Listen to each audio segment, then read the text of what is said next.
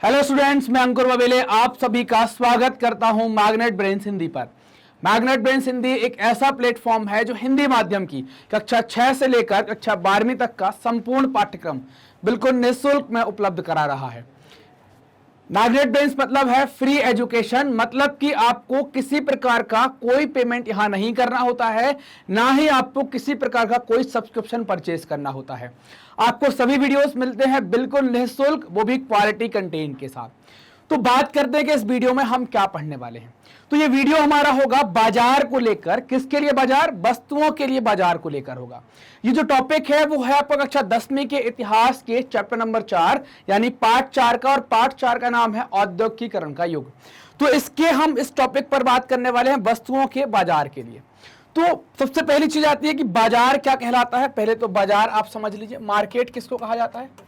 बाजार एक ऐसी चीज है जो आपकी आवश्यकता की चीजों की पूर्ति करता है ना। आवश्यकता की चीजें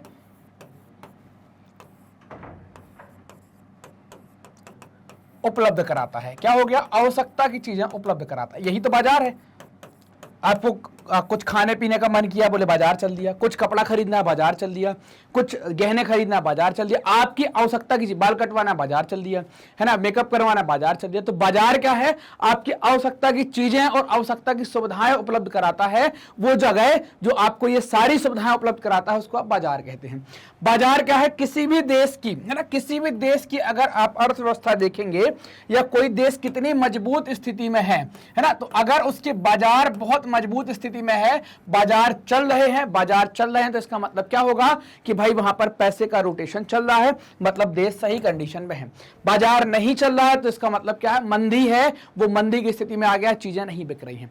तो बाजार समझ में आया कि बाजार क्या हो गया? बाजार वो चीज हो जाती है जो हमारी आवश्यकताओं की चीजों को उपलब्ध कराता है, आवश्यकताओं की जरूरतों को उपलब्ध कराता है, उन सब जो हमारी जरूरत होती है उनको उपलब्ध कराता है, वो बाजार कहलाता है। वैसी जगह को हम बाजार कहते हैं।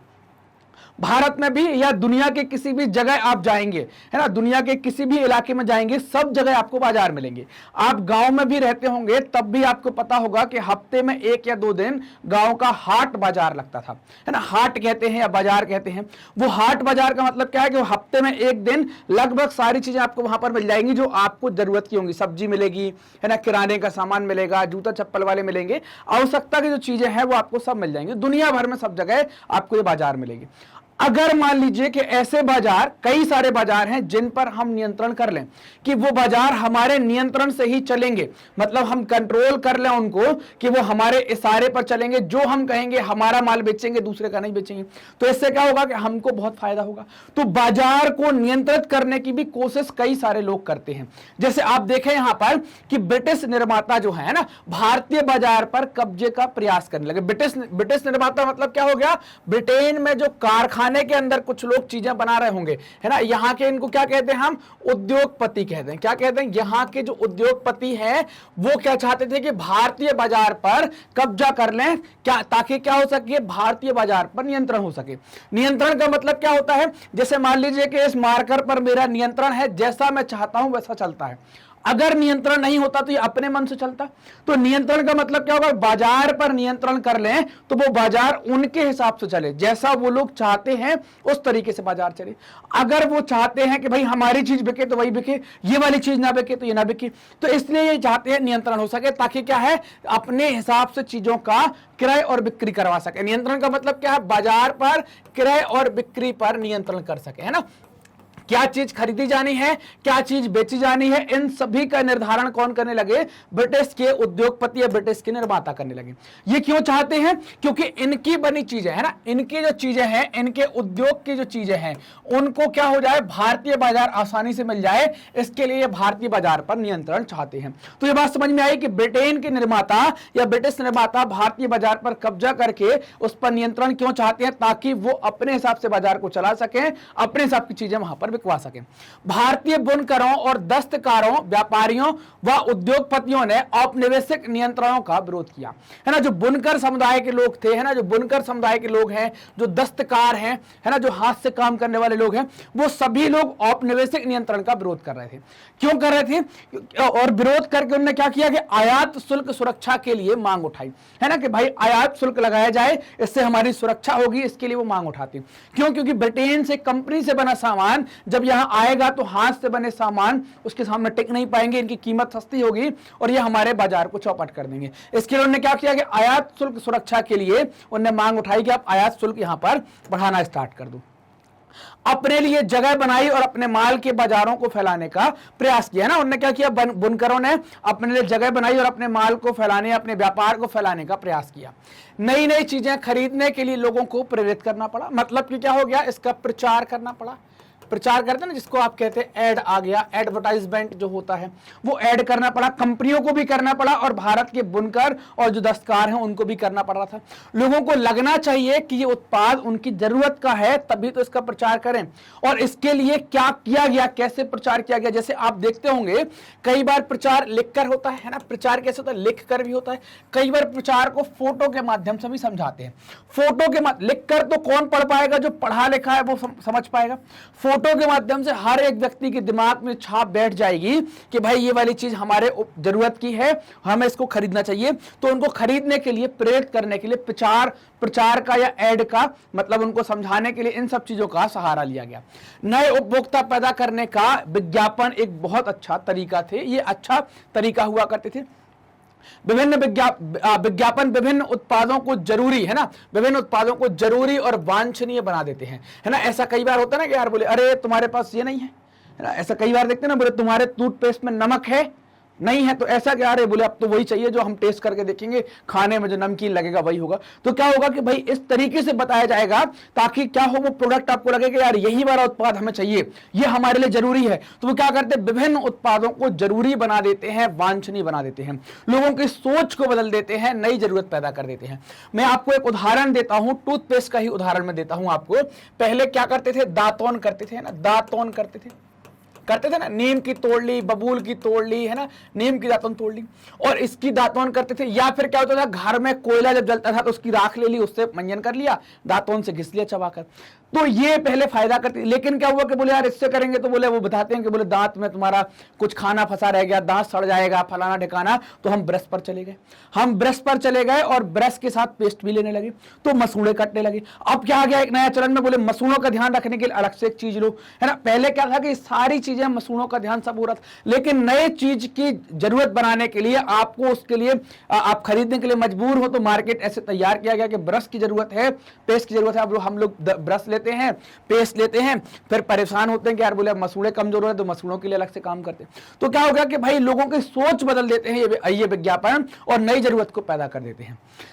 हम एक कीमत, आप देखें यहां पर कि दुनिया में जहां चारों तरफ विज्ञापन छाए हुए हैं ना, कि हम जो दुनिया भर है वहां पर आप देखेंगे कि विज्ञापन छाए हुए हैं।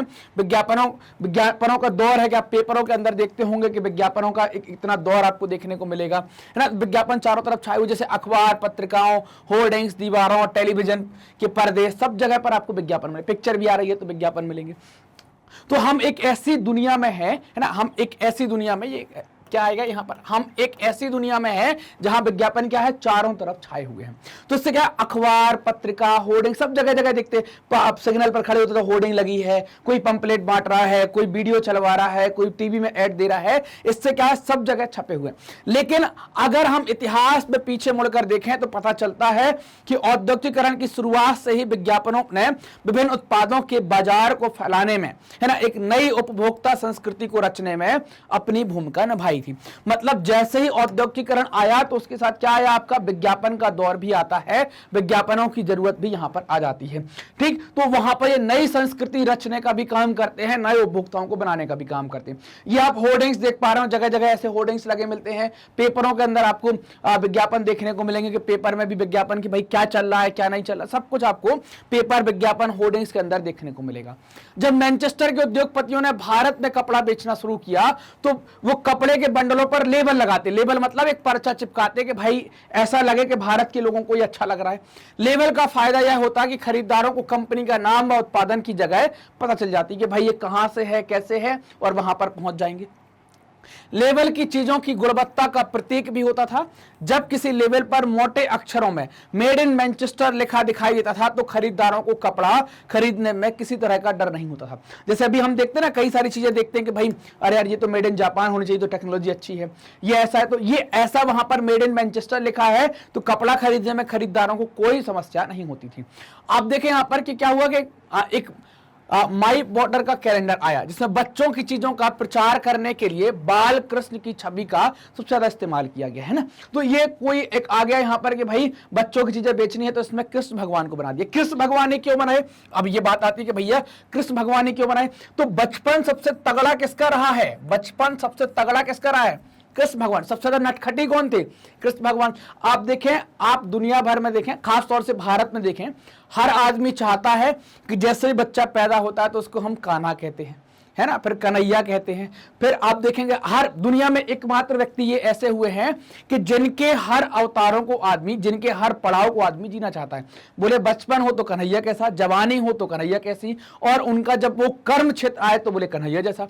देख रहे हैं, अब बचपन में रहे तो नटखट रहे, जवानी में जैसे ही आए तो इन्हें अपने कर्म क्षेत्र में आए तो वासुदेव, इनने पूरी कमजोर पाले को भी जिता दिया था अपनी संरचना से। गीता का मुखारविंद इनके मुख से हुआ था, गीता का जो प्रकट हुई है वो इनके मुख से इनने अर्जुन को उपदेश दिया था। तो कृष्ण भगवान की फोटो बना देना, बाल कृष्ण की फोटो बना देने से लोगों को लगता है हमारा बच्चा भी कन्हैया जैसा लगेगा, तो लोग क्या है कि उस फोटो को आसानी से खरीद लेंगे। गांव में डिमांड क्या होती है? वो वाली चीज चाहिए जिसमें कन्हैया की नीली वाली फोटो लगी है। तो ऐसे क्या हुआ, मार्केट भी बढ़ता है, बिना पढ़े लिखे लोग भी चीजों को खरीद पाते हैं और उनकी बिक्री भी हो जाती है। दूसरी फोटो आप देखें यहां पर मैनचेस्टर के लेवल की है ना। 20वीं सदी का प्रारंभ, इसमें मैनचेस्टर का लेवल आपको देखने को मिलेगा। मैनचेस्टर के लेवल पर ये लगाते थे। आयतित कपड़ों के लेवल पर असंख्य भारतीय देवी देवताओं की फोटो लगाते थे, जिसमें कार्तिक, लक्ष्मी, सरस्वती जी के चित्र है ना चित्रित किया जाता था, ताकि क्या हो, संबंधित वस्तु की गुणवत्ता को दर्शाने का प्रयास करते थे, ताकि लोग क्या हो, आसानी से खरीदें, और इनके देवी देवताओं के चित्र लगाएंगे तो लोग और आकर्षित होंगे। आप देखिए मैनचेस्टर के लेवल पर महाराजा रणजीत सिंह का चित्र यहां पर आप देख पा रहे हैं, महाराजा रणजीत सिंह का चित्र बनाया गया, ताकि लोग क्या है कि इससे उत्पाद के प्रति सम्मान पैदा करने ऐतिहासिक व्यक्तियों का इस्तेमाल किया, ताकि लोग देखें कि यार ये तो हमारे महाराजा है, तो लोग आकर्षित हो। यहां पर सनलाइट साबुन का कैलेंडर 1934 में जो छपा, उसको आप ध्यान दें कि उस पर भगवान को बैठा दिया गया है। भगवान बहुत साफ सुथरे होते हैं, ऐसे चमकते रहते हैं भगवान, तो उस पर दिखा दिया भगवान विष्णु आसन से रोशनी लाते दिखाई दे रहे हैं। बोले ये साबुन उपयोग करोगे तो आप भी ऐसे ही चमकना स्टार्ट करोगे। तो प्रचार का ये तरीका होता है कि आदमी को उसको ये ऐसा यकीन दिलवाना कि आदमी इसका उपयोग करेगा तो बड़े फायदे में यहां पर रहेगा, है ना। अब देखना, लेबलों पर शब्द और अक्षर नहीं होते थे, तस्वीरें भी होती थी जो हमने अभी देखी। ये क्या होती थी कि अक्सर बहुत सुंदर होंगी, ताकि क्या हो, इनको देखें लोग, है ना, और उनको देखकर लोग क्या है, खरीदें। अगर हम पुराने लेबलों को देखें तो उनके निर्माताओं की सोच, उनके हिसाब किताब और लोगों को आकर्षित करने के उनके तरीकों का अंदाजा आप लगा सकते हो। उस जमाने में धार्मिक प्रवृत्ति के लोग चलते थे, धार्मिक प्रवृत्ति ज्यादा होती थी, तो इस कारण से भगवान के चित्र आपको वहां के लेबलों पर ज्यादा देखने को मिलेंगे।